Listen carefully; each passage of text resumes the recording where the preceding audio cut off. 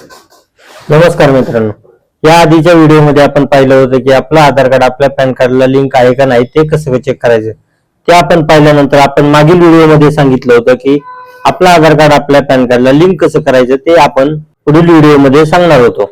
त्यानंतर आपलं आधार कार्ड आपल्या पॅन कार्डला लिंक कसं करायचं ते आज आपण पाहूया। तर सर्वात आधी incometax.gov.in या वेबसाईटवर जा। त्यानंतर उजव्या बाजूला स्क्रीनवर लिंक आधार हा ऑप्शन दिसेल, त्यावर क्लिक करा। त्यानंतर पॅन नंबर भरा, आधार नंबर भरा आणि व्हॅलिडेट वर क्लिक करा। जर तुमचं पॅन कार्ड आधार कार्डला लिंक नसेल तर payment details not found for this PAN असा पॉपअप येईल। तर तुम्हाला continue to pay through pay tax या पर्याय निवडायचा आहे। त्यामध्ये तुम्हाला पॅन नंबर भरायचा आहे। कंट्रोल पॅन मध्ये पॅन नंबर भरून मोबाईल नंबर भरून कंटिन्यू या पर्यायावर क्लिक करायचं आहे। त्यानंतर ओटीपी फिल करून कंटिन्यू या पर्यायावर निवडायचा आहे। त्यानंतर आधारवरील नाव तुम्हाला दिसेल।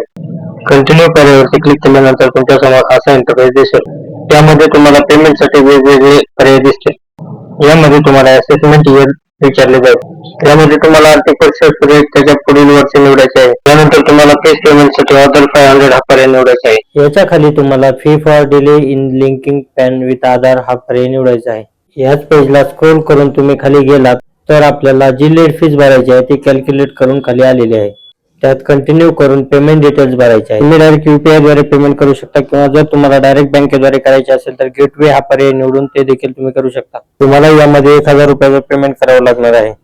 त्यानंतर चलन डाउनलोड करून घ्या।